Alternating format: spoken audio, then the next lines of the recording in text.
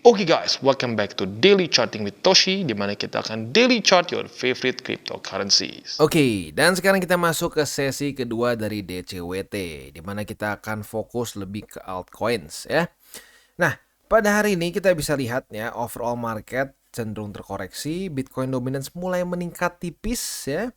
Tetapi overall karena BTC ngedrop ya sampai tadi sempat di bawah dari 42.000, overall market cenderung drop juga ya, walaupun jujurnya secara struktur beberapa altcoins cenderung lebih oke dibandingkan BTC for now ya. Nah, kalau kita lihat di sini untuk BNB dia terjadi koreksi sebesar 1,48% di angka 317,17 ya. Lalu untuk Solana terjadi koreksi sebesar 1,12%, XRP juga ya mirip-mirip lah daerah situ. Yang mungkin cukup mengagetkan adalah AVAX. AVAX malah berhasil lumayan naik ya, 1,51%. Tetapi kalau secara overall trennya dia cenderung drop begitu ya. Oke, nah seperti biasa gue akan ingatkan bahwa sekarang TCI sudah aktif di X atau di Twitter. Buat lo yang belum follow, silakan bisa follow. Dimana kita akan membahas segala sesuatu yang berhubungan dengan kripto dan juga finance in general dalam bentuknya bisa analisa, news, dan juga memes ya. Nah, kita seperti biasa akan langsung saja mulai ya. Yang pertama itu kita akan bahas dulu Polkadot ya. Untuk Polkadot kita bisa lihat di sini dia terjadi drop yang lumayan ya. Ternyata kemarin dia gagal untuk mempertahankan $8 lebih 44 sen sebagai support. Jadi sayangnya jebol ke bawah ya.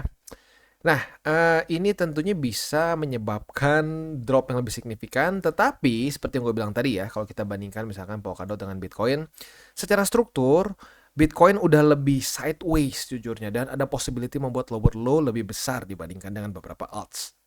Salah satu contohnya adalah Polkadot ya. Untuk Polkadot dia masih dengan sangat jelas membuat suatu pola yang bullish. Higher high, higher low, higher high, higher low, higher high, higher low dan seterusnya ya. Nah, menurut gua yang akan menjadi support penting adalah MA20 nih. Karena terakhir kali dia bahkan cuma retest aja di sini sekali lanjut ke atas begitu. Jadi bisa dibilang sekarang cukup menarik nih apakah dia akan mantul lagi di MA20 atau malah jebol ya. Nah, menurut gua jebol atau enggaknya ini sangat juga tergantung dengan BTC. Apakah BTC bisa bertahan di atas juga dari struktur yang kita udah bahas tadi siang ya. Nah, buat lo yang mungkin penasaran dengan BTC dan Ethereum, silahkan bisa lihat ke video gue sebelumnya ya. Gue udah upload jam setengah 12 siang tadi. Di situ kita akan lebih fokus ke BTC dan Ethereum ya. Nah, di sini untuk Polkadot kita akan lihat secara ininya dulu ya, secara buy limit. Berarti yang terjadi adalah buy limit pertama tembus.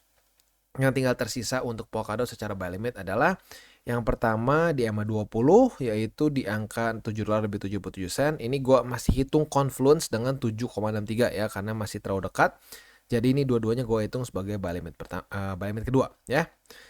Nah, untuk buy limit ketiga di angka $7 lebih 33 sen. Itu untuk posisi spot di Polkadot ya. Nah, untuk posisi futuresnya sayangnya ya karena kemarin di tes 1 di tes 2 ternyata gagal bertahan, maka posisi long kita sudah kena cut loss ya. Nah, untuk sekarang kalau kita lihat di sini dia akan sepertinya retest ke $8 lebih 44 sen sebagai resisten. We'll see apa yang terjadi. Apabila pada hari ini terjadi di tes kedua, kita bisa otomatis langsung buka posisi short ya, karena kemarin sudah terjadi retest pertama di sini ya. Nah, target TP posisi short kita adalah di MA20 ya, yaitu sekarang ada di angka $7 lebih 77 sen. Nah, ini gue ingatkan ya, kalau kita target TP-nya itu di MA atau moving average, jangan lupa setiap hari akan ada sedikit perubahan. Jadi dari hari ke hari jangan lupa untuk di-update ya. Itu untuk posisi shortnya. Untuk posisi long tinggal kita balik saja logikanya.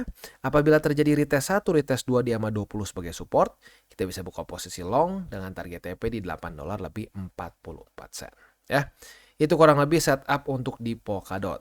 Nah, sebelum kita lanjut ke pair-pair selanjutnya, kita akan dengar dulu pesan-pesan dari sponsor kita pada hari ini. Oke, today's video is brought to you by Bybit. Bybit. Di mana di Bybit ini kita bisa melakukan berbagai macam hal ya, mulai dari yang newbie sampai yang sudah advance. Buat mungkin lo merasa bahwa aduh bang, gue masih nggak ngerti nih TA, gue masih nggak ngerti charting dan seterusnya, tapi pengen akumulasi, pengen DCA murni.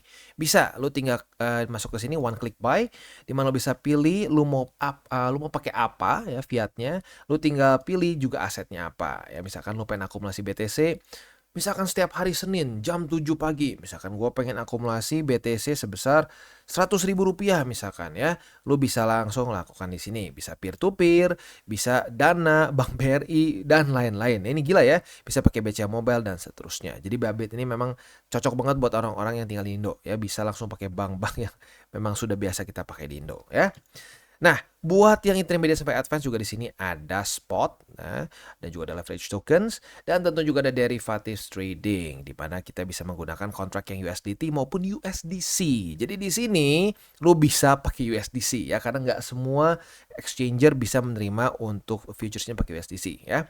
Dan tentu juga lo bisa earning bunga juga dari kripto lo dan lain-lain.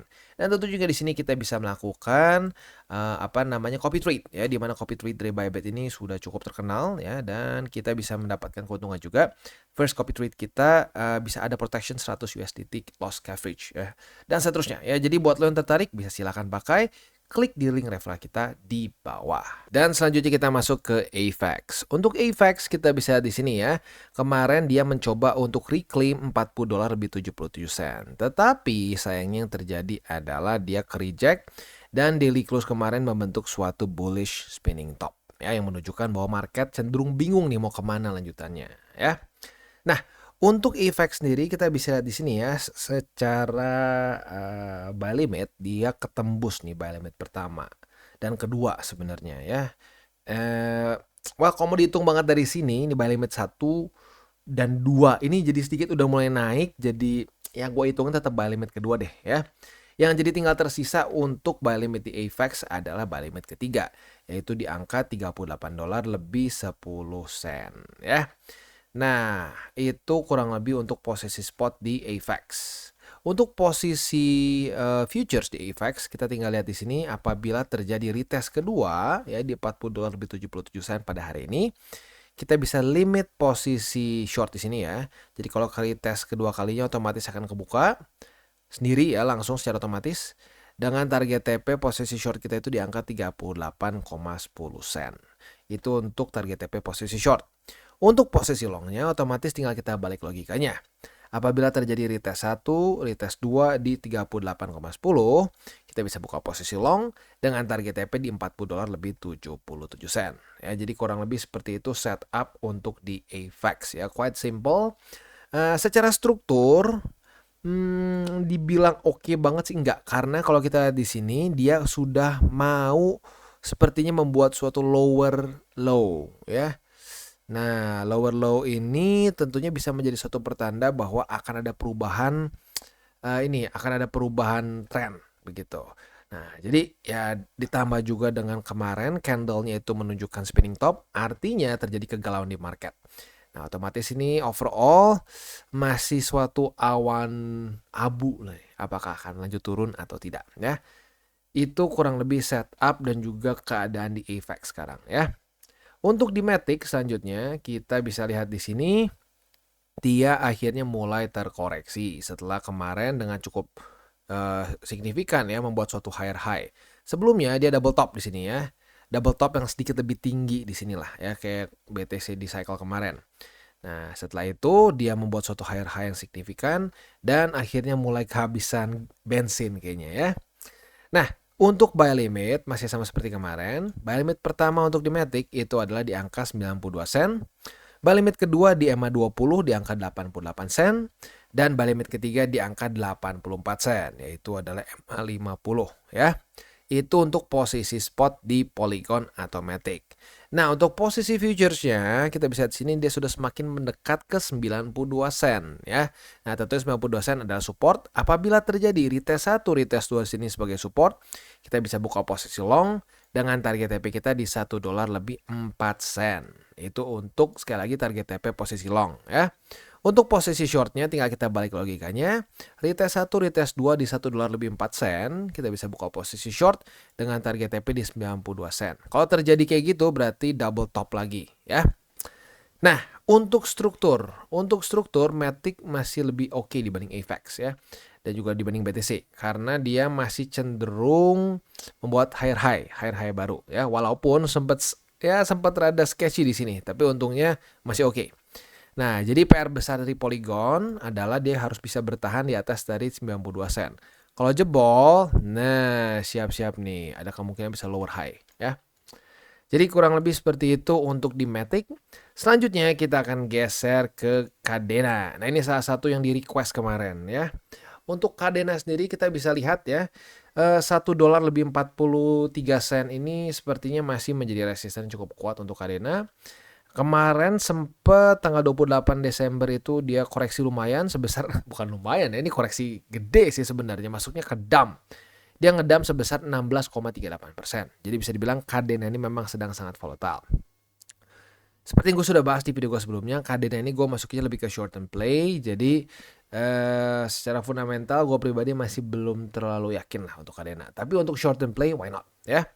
Nah, untuk posisi spotnya, ini lagi-lagi jangka pendek ya. Kita bisa pertimbangkan akumulasi di EMA 20 dan 50 dulu deh. Itu yang paling dekat. Jadi mungkin game plan-nya mirip-mirip gini. Akumulasi di sini, kalau dapat lagi di sini, nah target TP-nya selanjutnya adalah di 1,43 gitu. Itu untuk short term play secara spot. Untuk featuresnya sebenarnya nggak jauh beda secara taktiknya, tetapi kita butuh konfirmasi yang ekstra seperti di atas ya.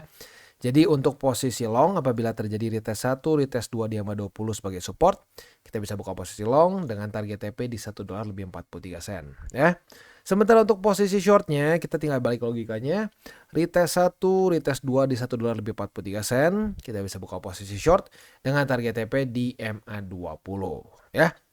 Jadi kurang lebih seperti itu untuk di Kadena secara struktur ya, pure struktur. Secara TA ini tentunya masih sangat kuat, sangat bullish gitu ya. Maksudnya bukannya bakal ngepam lagi nggak, tapi maksudnya secara struktur masih bullish ya. Tinggal kita lihat di EMA 20-nya. Terakhir EMA 20 cukup kuat sebagai support untuk Kadena ya. Nah, apakah kali ini akan berhasil mantul lagi? We'll see ya. Nah, selanjutnya kita akan geser ke NIR. Nah, NIR ini juga salah satu yang di request, cukup banyak request di komen. Pengen minta dibahas ya. Nah tentunya alasannya ya karena memang lumayan ngepam kemarin ya. Ini ada ngepam 11%, ini ngepam lagi 16% dan seterusnya ya. Nah untuk struktur kita bisa lihat di sini dia baru saja membentuk suatu struktur resisten yaitu di angka 4 dolar lebih 30 sen ya. Ini lagi-lagi untuk NIR ini gue masukinnya ke kategori pure TA ya karena gue belum pelajari fundamentalnya secara mendalam.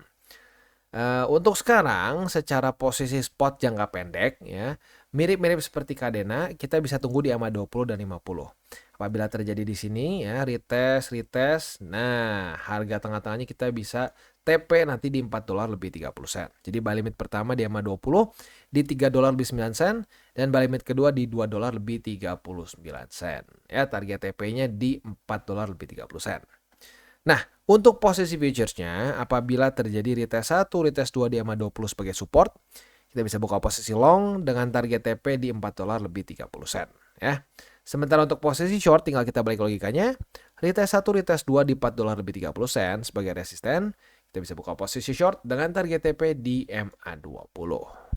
Untuk struktur secara TA, lagi-lagi ini pure TA ya, nggak ada fundamentalnya. Kita bisa lihat di sini bahwa dia MA20 sepertinya sangat bagus menjadi support setelah dia cross di sini ya, di tanggal 10 November kemarin. Di mana dia cross dengan MA200 dan ini mulai benar-benar berubah menjadi suatu support yang cukup tangguh di sini ya. Dia sudah di retest banyak 1, 2, 3, 4, 5, 6, 7, 8 ya, 8 kali. Nah, jadi ini bisa dibilang EMA 20-nya yang menentukan nih apakah trennya akan berlanjut atau tidak ya. Kalau dia udah mulai jebol dari sini, nah biasanya udah mulai di sini nih, sketchy nih kalau udah masuk antara EMA 50 dan 20. Masih bisa rally, tapi jadi lebih sketchy lah gitu. Ada kemungkinan dropnya lebih tinggi. Jadi itu kurang lebih untuk NIR.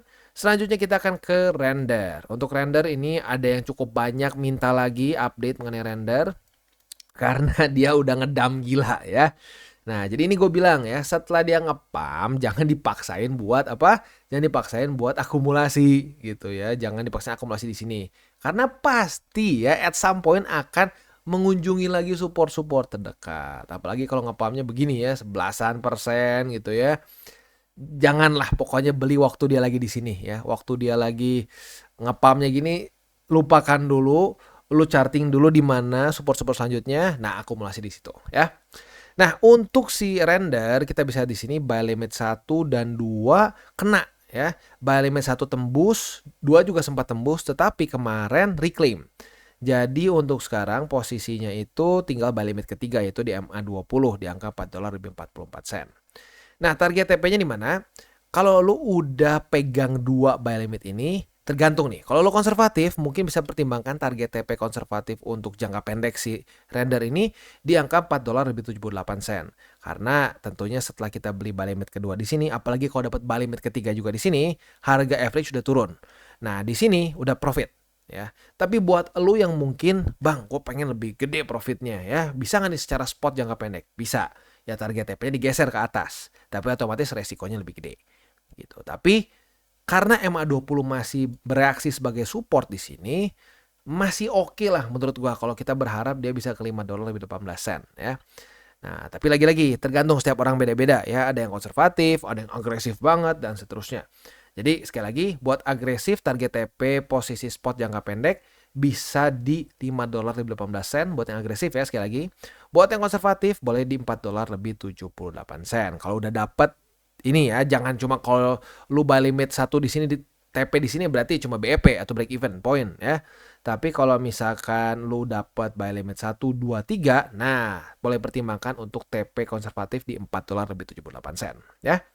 Nah, untuk posisi futuresnya, untuk posisi futures belum terjadi setup apa-apa karena jebol ya. Nah, ini dia makanya kenapa gue bilang untuk futures kita lebih rigorous ya, lebih hati-hati lagi untuk buka posisi karena ya bisa aja dia jebol. Makanya kita tunggu retest 1, retest 2.